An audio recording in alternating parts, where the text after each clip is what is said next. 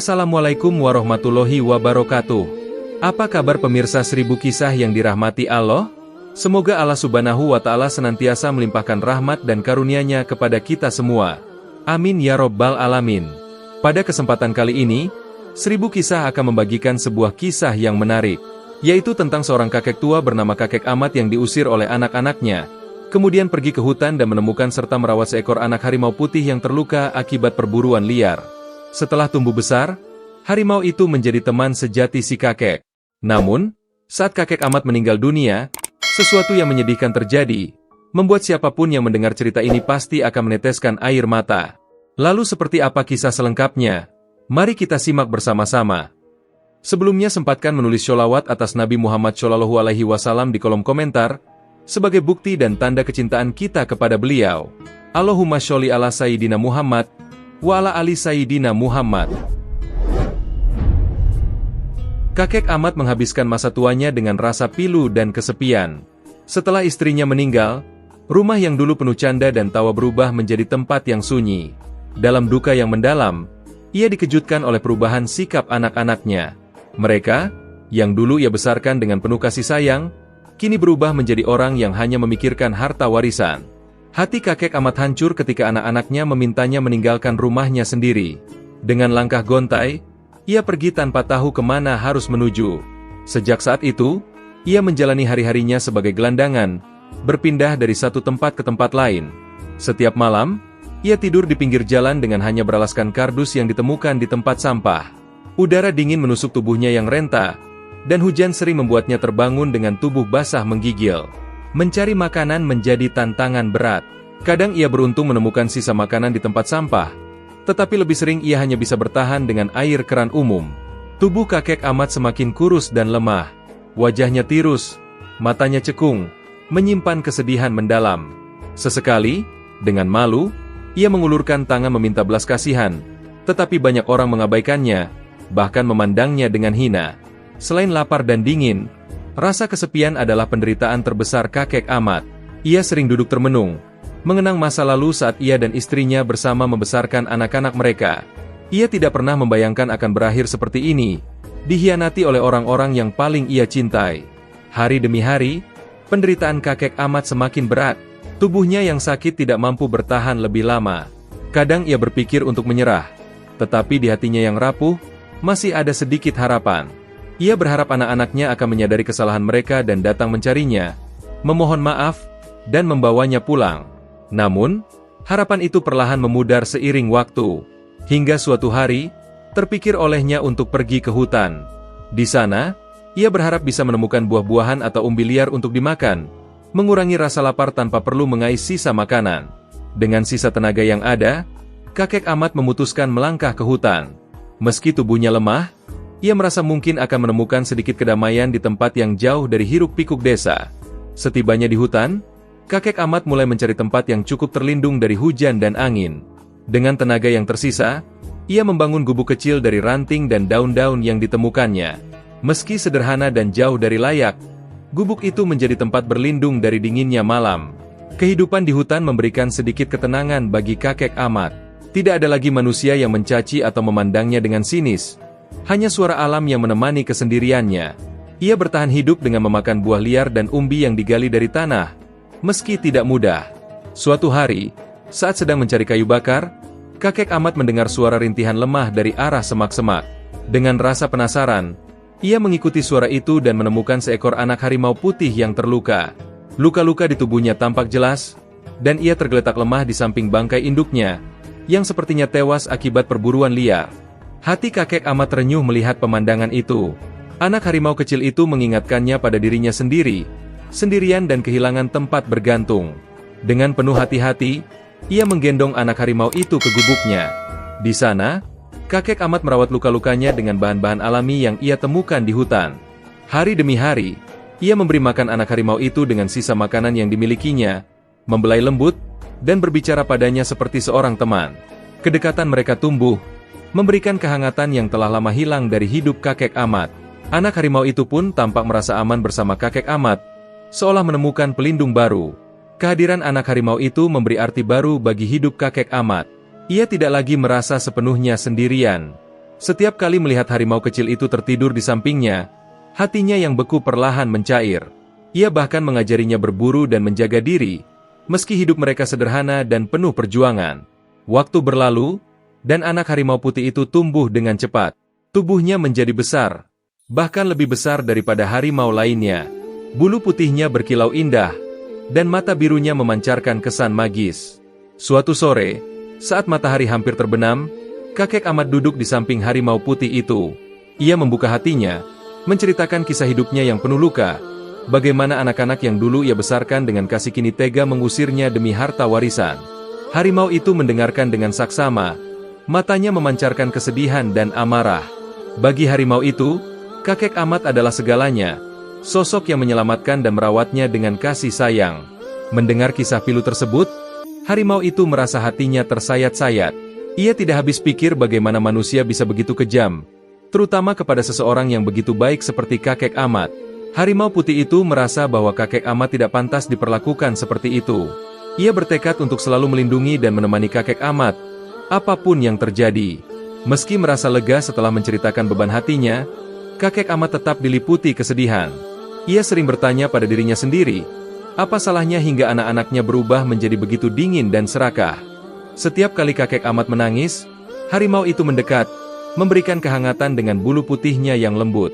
Dengan suara tenang, harimau itu seakan berkata, "Kakek tidak sendiri, aku akan selalu ada di sini untukmu." Ia selalu berusaha untuk bisa menghibur hati kakek Ahmad dengan caranya sendiri. Hari-hari mereka dipenuhi kebersamaan sederhana. Kakek Ahmad mencari makanan berupa umbi-umbian, dedaunan, dan buah liar di sekitar hutan, sementara harimau putih mengawasinya dari kejauhan, menjaga agar tidak ada bahaya yang mendekat. Kehadiran harimau itu membuat hidup kakek Ahmad terasa lebih berarti. Setiap malam, ketika angin dingin menerpa, harimau putih melindungi gubuk kecil mereka dengan tubuh besarnya, memberikan kehangatan dan rasa aman bagi kakek Ahmad. Namun, kakek Ahmad segera menyadari bahwa sahabatnya ini bukanlah harimau biasa. Mulai saat itu, ia semakin yakin bahwa harimau itu istimewa, lebih dari sekadar makhluk buas. Keberanian dan kekuatannya memberikan rasa aman yang tak pernah ia rasakan sebelumnya. Harimau putih tidak hanya menjadi teman setia, tetapi juga pelindung yang menjaga sisa hidup kakek Ahmad. Namun, tubuh kakek Ahmad yang renta semakin lemah dari hari ke hari. Suatu pagi, saat berusaha bangkit dari tidurnya, ia merasakan tubuhnya berat dan dingin. Batuknya semakin parah, dan napasnya tersengal-sengal. Harimau putih yang melihat kondisi sahabatnya semakin buruk merasa gelisah. Selama ini, kakek Ahmad adalah segalanya bagi harimau itu. Melihat sosok yang ia sayangi terbaring lemah membuat harimau putih merasa hampa. Ia tahu bahwa kakek Ahmad membutuhkan bantuan, tetapi hutan bukan tempat yang bisa memberinya pertolongan. Dengan tekad kuat, meski jarang meninggalkan hutan, harimau putih memutuskan untuk melakukan sesuatu yang belum pernah ia lakukan. Ia kemudian meninggalkan habitatnya demi menyelamatkan kakek Ahmad. Rasa sayang yang mendalam mengalahkan ketakutannya pada dunia luar. Dengan hati-hati, harimau putih itu beranjak meninggalkan kakek Amin di dalam gubuk. Matanya menyiratkan tekad, dan langkahnya mantap. Ia tahu perjalanan ini tidak akan mudah. Manusia di desa bisa saja ketakutan melihat harimau sebesar dirinya. Namun rasa takut itu kalah oleh keinginannya untuk menyelamatkan sahabatnya. Dengan suara langkah yang berat, ia mulai mendekati pinggiran desa, sesekali berhenti di balik pepohonan untuk mengamati keramaian yang tampak asing baginya. Ketika harimau putih melangkah lebih jauh ke dalam desa, beberapa orang mulai memperhatikannya.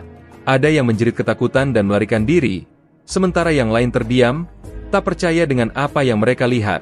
Di sisi lain, keberadaan harimau putih menarik perhatian sekelompok pemburu terkenal di sekitar wilayah tersebut. Mereka telah mendengar kabar tentang seekor harimau putih yang sangat besar di hutan. Bagi mereka, harimau putih adalah hewan langka dengan harga yang fantastis di pasar gelap, kulitnya bisa dijual seharga miliaran rupiah. Para pemburu segera berkumpul, menyiapkan senjata, dan merencanakan perburuan mereka. Mereka melihat ini sebagai kesempatan emas untuk mendapatkan hadiah besar. Sementara itu, harimau putih yang tak tahu akan ancaman tersebut, terus berjalan menuju rumah-rumah desa, mencari manusia yang bisa membantunya menyelamatkan kakek Ahmad. Meskipun tubuhnya yang besar membuat orang semakin ketakutan, ia berusaha tidak menunjukkan agresi. Beberapa warga dengan hati nurani mulai menyadari bahwa harimau ini tampaknya tidak datang untuk melukai mereka. Dengan tatapan lembut, harimau putih seakan berusaha berkomunikasi, ingin mengatakan sesuatu kepada mereka. Beberapa orang mulai mendekat, dan mereka melihat luka kecil di tubuh harimau itu, yang tampaknya ia dapatkan saat melewati hutan untuk mencapai desa. Harimau putih tetap teguh menatap manusia-manusia di sekitarnya, seolah memohon. Namun, ancaman dari para pemburu semakin dekat. Mereka telah menyiapkan perangkap di sekitar desa, berniat menangkap harimau putih hidup-hidup. Tanpa disadari, harimau putih kini telah menjadi incaran mereka, yang tak peduli dengan alasan mengapa ia datang ke desa. Namun, di balik niat mulianya, harimau putih menghadapi bahaya besar yang mengancam hidupnya. Setiap orang yang melihat kejadian ini pasti akan merasa pilu, menyaksikan seekor harimau yang penuh kasih sayang, terjebak dalam dunia manusia yang dipenuhi ketamakan. Harimau putih datang ke desa membawa harapan untuk menyelamatkan nyawa kakek Ahmad, tanpa menyadari bahwa kini nyawanya sendiri berada di ujung tanduk. Dalam kelelahan, akhirnya harimau putih mendapatkan bantuan dari seorang penduduk desa yang baik hati. Penduduk itu adalah seorang tabib tua yang bijaksana, yang tersentuh oleh keberanian dan kesetiaan harimau putih. Tanpa banyak bertanya, tabib yang bisa memahami tujuan harimau itu, segera memberikan ramuan obat yang ia yakini bisa membantunya. Dengan hati-hati, harimau putih menggigit botol kecil berisi ramuan tersebut dan segera kembali ke hutan, berlari secepat mungkin untuk mengobati sahabatnya. Setibanya di gubuk kecil, harimau putih meneteskan ramuan tersebut pada bibir kakek Ahmad yang terbaring lemah. Perlahan kakek Ahmad mulai menunjukkan tanda-tanda perbaikan, meskipun tubuhnya masih lemah dan belum pulih sepenuhnya. Harimau putih tetap setia menjaga di sampingnya, berharap waktu akan menjadi penyembuh bagi kakek Ahmad yang telah ia anggap seperti keluarganya sendiri. Pada suatu malam yang sunyi, ketika bulan tertutup awan, harimau putih tiba-tiba merasakan firasat yang tak biasa. Ada sesuatu yang mengganggu pikirannya. Perasaannya menunjukkan bahwa mereka sedang diawasi. Dengan penuh kecemasan, harimau putih mendekati kakek Ahmad yang tengah berbaring dan dengan lembut membangunkannya. Matanya penuh kekhawatiran. Awalnya, kakek Ahmad merasa bingung melihat sahabatnya begitu gelisah, tetapi firasatnya mengatakan bahwa ia harus mengikuti harimau putih. Tanpa banyak bertanya, harimau putih itu berjalan bersama kakek Ahmad, meninggalkan gubuk kecil mereka yang selama ini menjadi tempat berlindung dari dinginnya malam. Mereka berjalan semakin jauh ke dalam hutan, menembus gelap malam sambil bertanya-tanya apa yang mungkin mengancam mereka. Pagi harinya, dengan hati-hati, mereka kembali ke tempat di mana gubuk kecil itu berdiri. Namun, pemandangan yang mereka temukan membuat hati kakek Ahmad hancur. Gubuk kecil itu, tempat penuh kenangan, telah hancur lebur, roboh, dan berserakan. Dedaunan dan ranting yang menjadi penutup gubuk tercabik-cabik, dan jejak kaki manusia terlihat jelas di sekitarnya.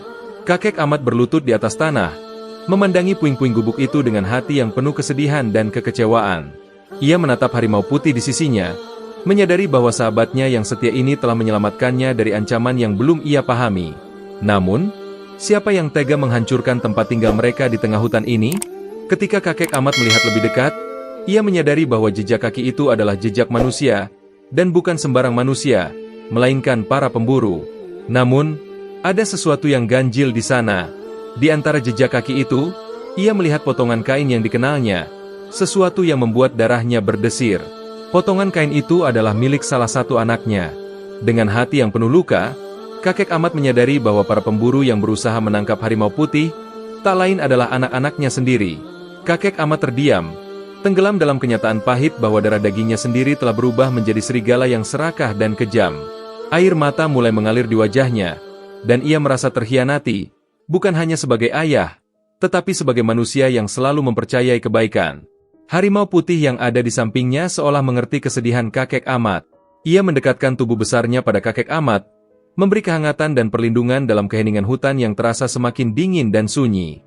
Dengan naluri kuat untuk melindungi kakek Ahmad, harimau putih memutuskan untuk membawa sahabatnya ke tempat yang lebih tersembunyi, jauh di dalam hutan. Mereka berjalan berjam-jam, melintasi sungai kecil dan bukit-bukit yang curam. Harimau putih yang kuat dan sigap memimpin jalan, sesekali menoleh untuk memastikan kakek Ahmad tidak tertinggal di belakang. Meski lelah, kakek Ahmad mengikuti langkah-langkah sahabatnya dengan rasa percaya, yakin bahwa harimau putih tahu tempat yang aman. Ketika matahari mulai condong ke barat, mereka akhirnya tiba di sebuah gua yang tersembunyi di balik rimbunan pepohonan. Gua itu tampak luas dan nyaman, seakan-akan pernah menjadi tempat berlindung bagi hewan besar lain yang pernah hidup di sana.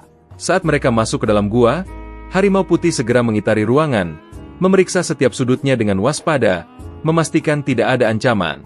Setelah yakin bahwa tempat itu aman, ia mulai mengatur area tidur untuk kakek Ahmad, mengumpulkan ranting-ranting lembut dan daun kering untuk dijadikan alas tidur.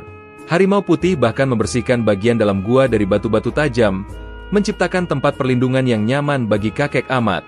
Kakek Ahmad memandang sahabatnya dengan penuh haru, menyadari bahwa harimau ini bukan hanya sekadar penjaga, tetapi adalah makhluk yang penuh kasih sayang dan ketulusan. Dalam kesunyian gua yang hangat, kakek Ahmad merasakan kedamaian yang jarang ia temui sejak terusir dari rumahnya. Selama hari-hari berikutnya, harimau putih dengan sabar membantu kakek Ahmad memenuhi kebutuhan sehari-harinya. Setiap pagi, harimau putih pergi mencari buah-buahan, umbi, dan sumber air segar di sekitar gua. Ia kembali dengan bahan-bahan yang bisa dimakan dan seringkali membawakan air dalam daun besar yang ia gulung dengan hati-hati. Kakek Ahmad merasa sangat terbantu dan semakin kagum melihat kecerdasan harimau putih yang luar biasa. Dengan tatapan penuh kasih, harimau itu selalu memastikan kakek Ahmad mendapatkan cukup makanan dan istirahat. Mereka hidup dalam kesederhanaan di dalam gua itu, terjauh dari hiruk-pikuk dunia luar dan ancaman yang pernah mengejar mereka. Meski anak-anaknya telah mengkhianatinya dan menyakitinya, di hati kakek Ahmad tetap tersimpan kasih seorang ayah. Bagi kakek Ahmad, seorang ayah tidak pernah berhenti mencintai anak-anaknya, bagaimanapun sikap mereka. Ia terus merindukan masa-masa ketika mereka masih kecil, ketika mereka masih memeluk dan tertawa bersamanya. Suatu hari, meskipun tubuhnya masih lemah akibat sakit yang belum sepenuhnya pulih, kakek Ahmad memutuskan untuk mengunjungi anak-anaknya sekali lagi. Tanpa sepengetahuan harimau putih yang selalu menjaganya, ia berjalan tertatih menuju desa dengan harapan bahwa mungkin kali ini anak-anaknya akan menerima dan memaafkan kehadirannya. Setibanya di rumah anak-anaknya, kakek Ahmad tersenyum lemah namun penuh kasih. Namun kenyataan pahit segera menyambutnya. Anak-anaknya tampak kaget melihatnya berdiri di depan pintu. Bukannya menyambut dengan kasih, mereka justru menatapnya dengan penuh kebencian. Dengan suara keras, mereka menolak kehadirannya, menghardik dan menyuruhnya pergi. Kata-kata tajam dan penuh amarah keluar dari mulut mereka, mengoyak perasaan kakek Ahmad yang sudah rapuh. Kakek Ahmad merasa hatinya hancur berkeping-keping, seolah semua kenangan manis yang pernah ia miliki bersama anak-anaknya terhapus begitu saja. Namun meskipun terluka, kakek Ahmad tidak berkata apa-apa. Ia hanya menatap anak-anaknya dengan mata berkaca-kaca, berusaha memahami mengapa cinta seorang ayah tidak mampu meluluhkan hati mereka. Setelah diusir dengan kasar, kakek Ahmad berbalik dan melangkah meninggalkan rumah yang dulu pernah ia anggap sebagai rumahnya sendiri. Dengan tubuh yang lemah dan langkah yang gontai, ia kembali menuju hutan, tempat ia telah menemukan kedamaian bersama harimau putih. Namun kesedihan dan kelelahan yang ia rasakan membuat perjalanannya terasa semakin berat. Setiap langkahnya seakan membawa beban bertonton, dan tubuhnya yang sakit semakin sulit untuk digerakkan. Ia terhenti di tengah jalan, merasakan denyut nyeri di dada yang semakin kuat. Kakek Ahmad tahu tubuhnya tak lagi kuat, namun di benaknya masih tersisa bayangan anak-anaknya. Di bawah langit yang kelabu, ia berlutut di tanah, sendirian di tengah jalan menuju hutan. Dalam kesendirian itu, tubuh kakek Ahmad akhirnya menyerah. Ia terbaring lemah di tanah dengan pandangan yang perlahan-lahan semakin kabur. Di sisa-sisa kesadarannya, ia memikirkan harimau putih, sahabat satu-satunya yang begitu setia padanya. Kakek Ahmad berharap harimau putih tidak akan terlalu sedih bila ia tidak kembali. Dengan nafas yang semakin berat, kakek Ahmad merasakan kedamaian yang perlahan datang menyelimutinya. Ia memejamkan mata, dan di saat terakhir itu, hanya ada keheningan. Hatinya yang penuh cinta dan luka akhirnya berhenti berdetak di jalan sunyi itu, jauh dari anak-anak yang telah melupakannya. Saat harimau putih menyadari bahwa kakek Ahmad tidak ada di gua, ia langsung merasa cemas. Nalurinya sebagai pelindung mendesak langkahnya untuk segera mencari sahabatnya. Ia berlari menembus hutan, mengikuti jejak samar yang ditinggalkan kakek Ahmad di tanah.